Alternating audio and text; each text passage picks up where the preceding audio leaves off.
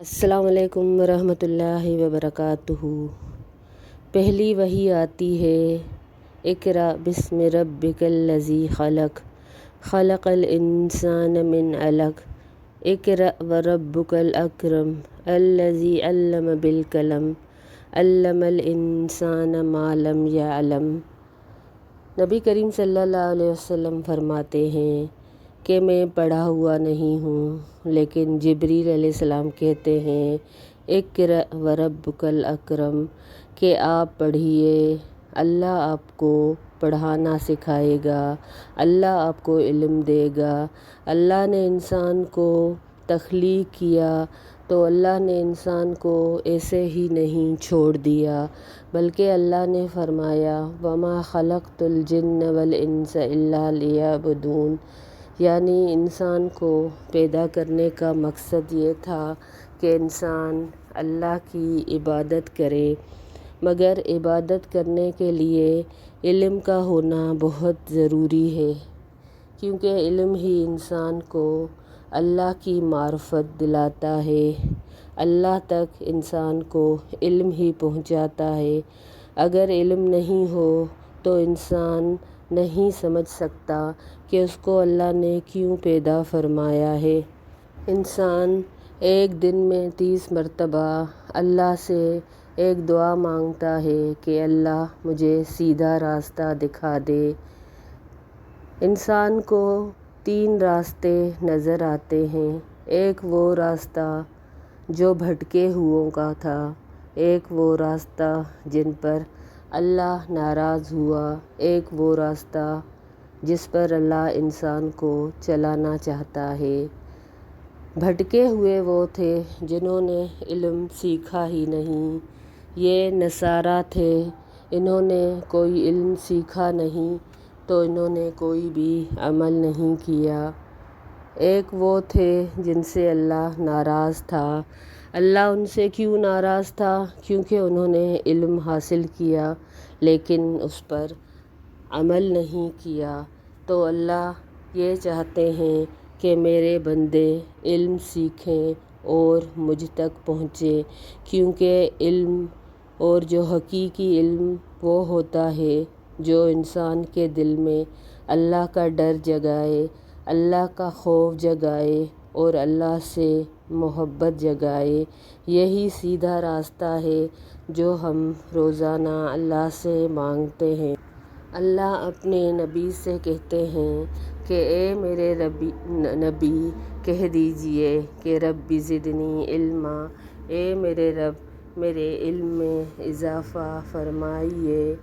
اللہ فرماتے ہیں کہ قل هل يستوي الذين يعلمون والذين لا يعلمون، کہ وہ لوگ جو جانتے ہیں، وہ لوگ جو علم رکھتے ہیں، کیا یہ دونوں برابر ہو سکتے ہیں؟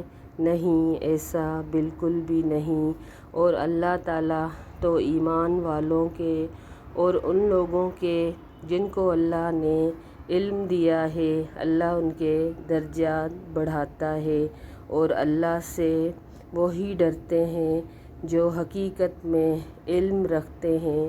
انما یخشی اللہ من عبادہ العلماء، یعنی عالم یا جو جانتا ہے یا جو علم رکھتا ہے، حقیقت میں وہی اللہ سے صحیح طور پہ ڈرتا ہے۔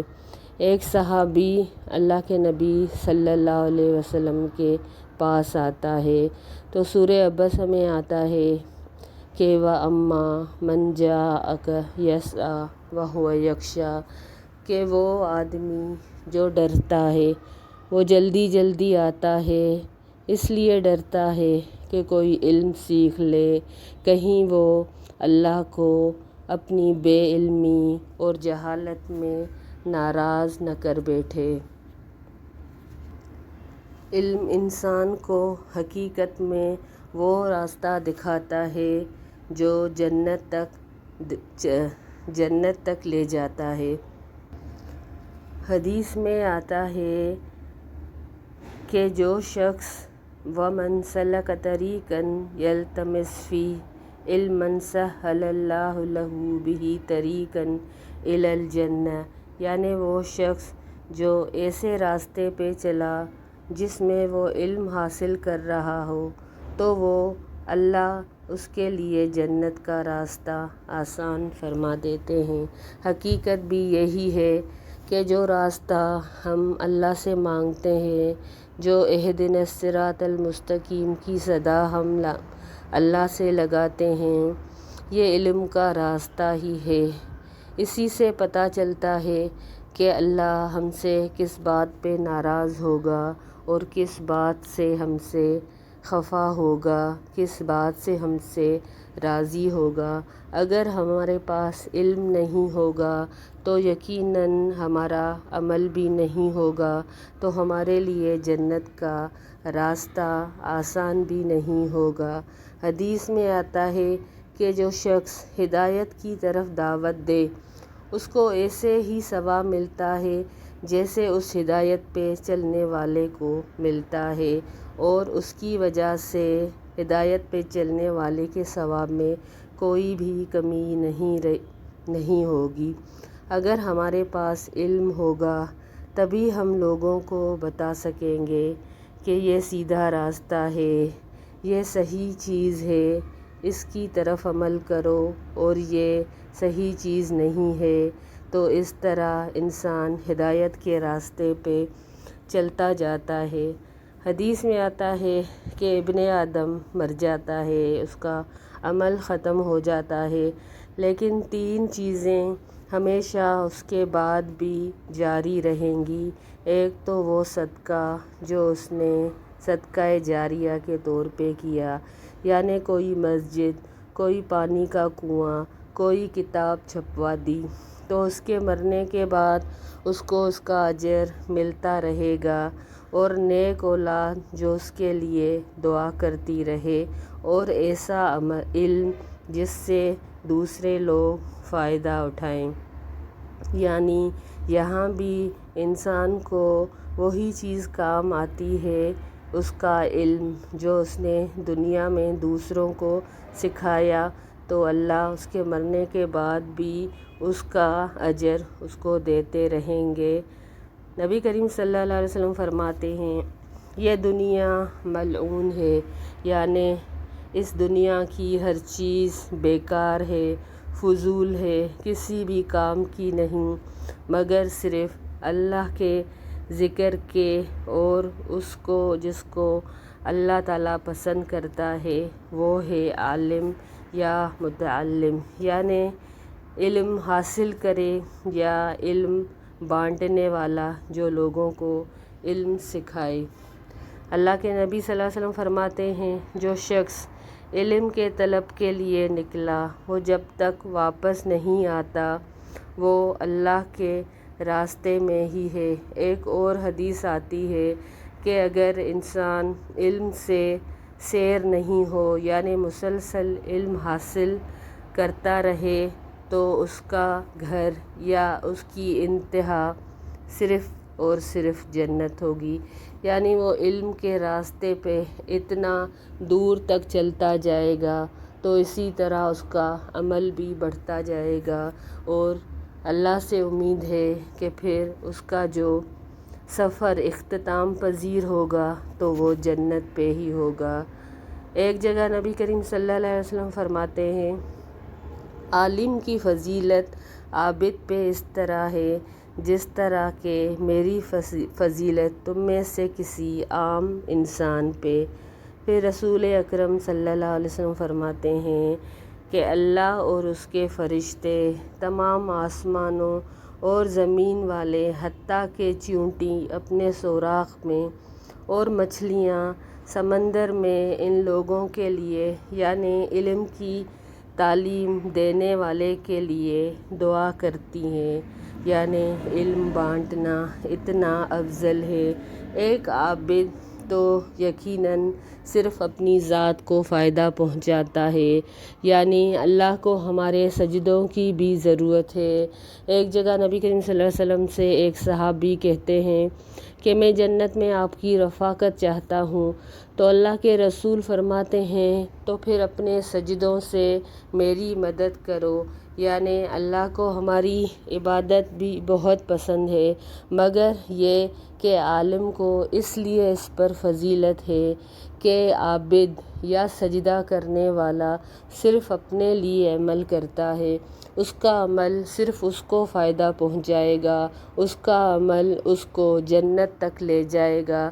لیکن ایک عالم جو دوسروں میں خیر بانٹتا ہے تو اس کا یہ عمل یقیناً ساری انسانیت کے لیے بہترین عمل ہے اور اللہ کو یہ بہت پسند ہے۔ اسی لیے اللہ کے رسول نے یہی فرمایا کہ انبیاء کی کوئی بھی وراثت نہیں ہوتی۔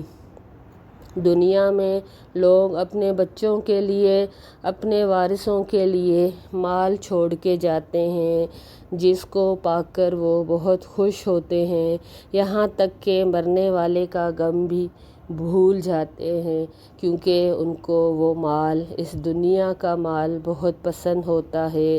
مگر انبیاء اپنے ساتھ مال نہیں رکھتے۔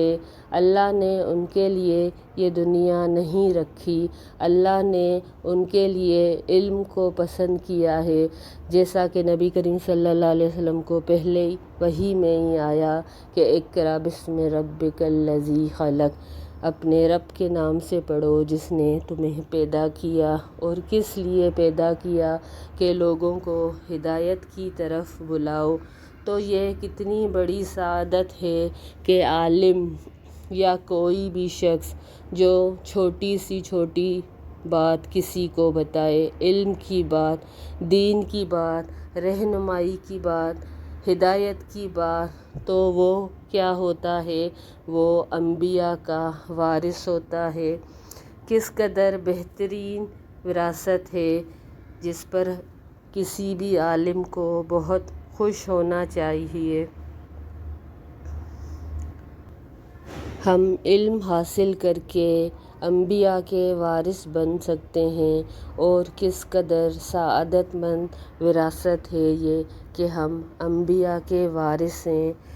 نبی کریم صلی اللہ علیہ وسلم فرماتے ہیں بلغوا عنی ولو آیہ، کہ میری طرف سے کوئی بھی بات پہنچا دو، خواہ ایک ہی آیت۔ ہم انتظار کرتے ہیں کہ ہمارے پاس کوئی ڈگری ہو، تب ہم دین کی، ہدایت کی، علم کی بات دوسروں کو بتائیں، لیکن اس حدیث میں آتا ہے کہ چھوٹی سی چھوٹی بات اگر تمہارے پاس علم کے طور پہ ہے تو وہ دوسروں کو بتا دو۔ آپ سب سے گزارش کی جاتی ہے کہ اس چینل کو سبسکرائب کریں، لائک کریں، شیئر کریں۔ السلام علیکم ورحمۃ اللہ وبرکاتہ۔